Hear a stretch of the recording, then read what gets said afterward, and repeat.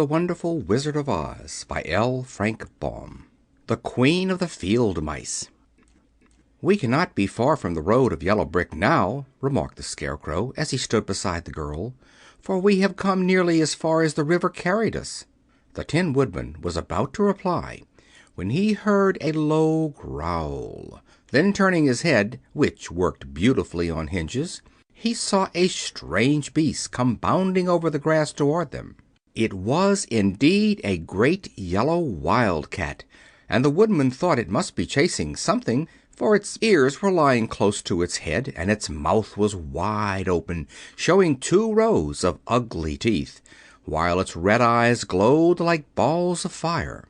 As it came nearer, the Tin Woodman saw that running before the beast was a little gray field mouse, and although he had no heart, he knew it was wrong for the wildcat to try to kill such a pretty, harmless creature. So the Woodman raised his axe, and as the wildcat ran by, he gave it a quick blow that cut the beast's head clean off from its body, and it rolled over at his feet in 2 pieces. The field mouse, now that it was freed from its enemy, stopped short, and coming slowly up to the Woodman, it said, in a squeaky little voice, "Oh, thank you ever so much for saving my life." "Don't speak of it, I beg you," replied the Woodman. "I have no heart, you know, so I am careful to help all those who may need a friend, even if it happens to be only a mouse." "Only a mouse!" cried the little animal indignantly. "Why, I am a queen, the queen of all the field mice." "Oh, indeed," said the Woodman, making a bow. "Therefore you have done a great deed, as well as a brave one, in saving my life," added the Queen.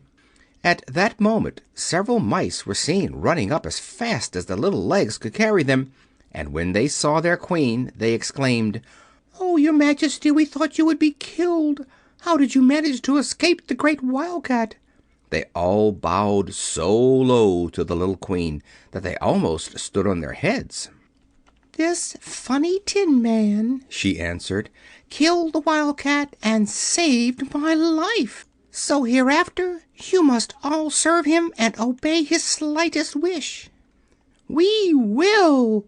cried all the mice in a shrill chorus, and then they scampered in all directions, for Toto had awakened from his sleep, and seeing all these mice around him, he gave one bark of delight and jumped right into the middle of the group.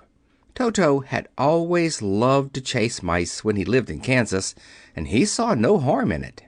But the Tin Woodman caught the dog in his arms and held him tight, while he called to the mice, come back, Toto shall not hurt you." At this the Queen of the Mice stuck her head out from underneath a clump of grass and asked in a timid voice, "Are you sure he will not bite us?" "I will not let him," said the Woodman, "so do not be afraid." One by one the mice came creeping back, and Toto did not bark again, although he tried to get out of the Woodman's arms, and would have bitten him had he not known very well he was made of tin. Finally one of the biggest mice spoke. "Is there anything we can do," it asked, "to repay you for saving the life of our Queen?" "Nothing that I know of," answered the Woodman. But the Scarecrow, who had been trying to think, but could not because his head was stuffed with straw, said quickly, "Oh, yes, you can save our friend, the Cowardly Lion, who is asleep in the poppy bed." "A lion?" cried the little Queen. "Why, he would eat us all up." "Oh, no," declared the Scarecrow. "This lion is a coward." "Really?" asked the mouse. "He says so himself," answered the Scarecrow, "and he would never hurt anyone who is our friend.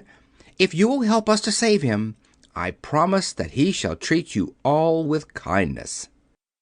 "Very well," said the Queen. "We trust you, but what shall we do?" "Are there many of these mice which call you Queen and are willing to obey you?" "Oh, yes, there are thousands," she replied.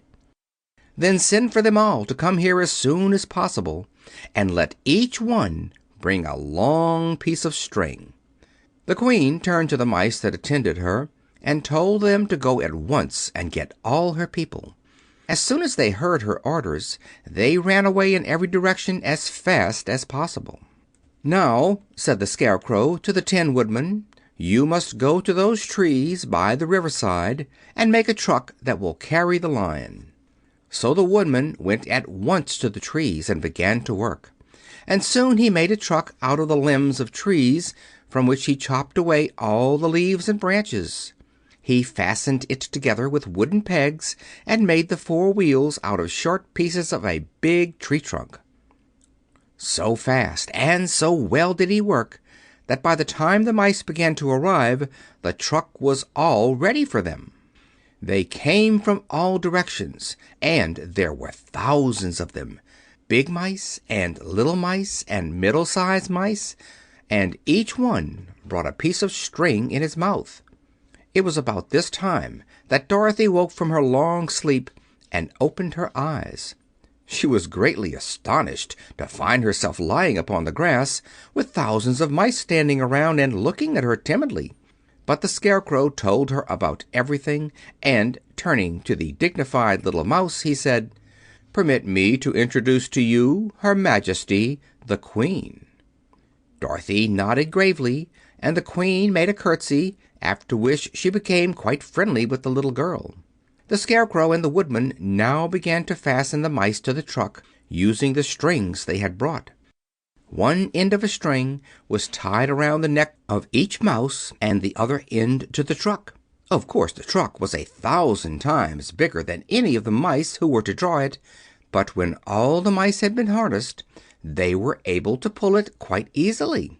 Even the Scarecrow and the Tin Woodman could sit on it, and were drawn swiftly by their queer little horses to the place where the Lion lay asleep. After a great deal of hard work, for the Lion was heavy, they managed to get him up on the truck. Then the Queen hurriedly gave her people the order to start, for she feared if the mice stayed among the poppies too long, they also would fall asleep. At first the little creatures, many though they were, could hardly stir the heavily loaded truck, but the Woodman and the Scarecrow both pushed from behind, and they got along better.